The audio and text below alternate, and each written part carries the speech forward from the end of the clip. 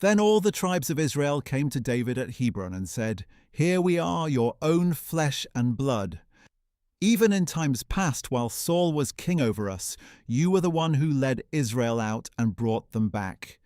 And to you, the Lord said, 'You will shepherd my people Israel, and you will be ruler over them.'" So all the elders of Israel came to the king at Hebron, where King David made with them a covenant before the Lord, and they anointed him king over Israel.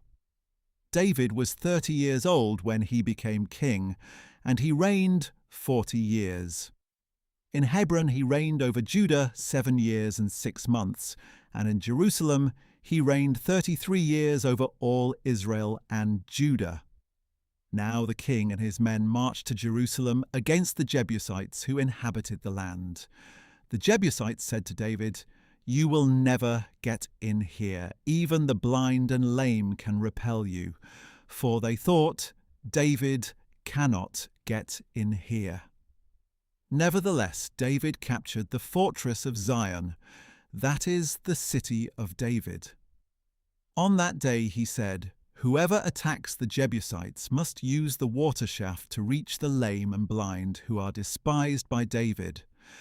That is why it is said, 'The blind and the lame will never enter the palace.'" So David took up residence as the fortress and called it the City of David. He built it up all the way around from the supporting terraces inward. And David became greater and greater, for the Lord God of hosts was with him. Now Hiram king of Tyre sent envoys to David, along with cedar logs, carpenters, and stonemasons, and they built a palace for David. And David realized that the Lord had established him as king over Israel, and had exalted his kingdom for the sake of his people Israel. After he had arrived from Hebron, David took more concubines and wives from Jerusalem, and more sons and daughters were born to him. These are the names of the children born to him in Jerusalem: Shammua, Shobab, Nathan, Solomon, Ibar, Elishua, Nepheg, Japhia, Elishama, Eliada, and Eliphalet. When the Philistines heard that David had been anointed king over Israel, they all went in search of him. But David learned of this and went down to the stronghold. Now the Philistines had come and spread out in the valley of Rephaim. So David inquired of the Lord, "Should I go up against the Philistines? Will you deliver them into my hand?" "Go up," replied the Lord, "for I will surely deliver the Philistines into your hand." So David went to Baal-perazim, where he defeated the Philistines and said, "Like a bursting flood, the Lord has burst out against my enemies before me." So he called that place Baal-perazim.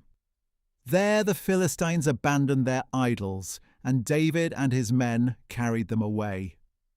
Once again the Philistines came up and spread out in the valley of Rephaim.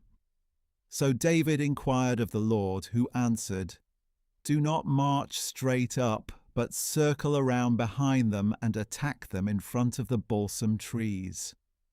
As soon as you hear the sound of marching in the tops of the balsam trees, move quickly, because this will mean that the Lord has gone out before you to strike the camp of the Philistines."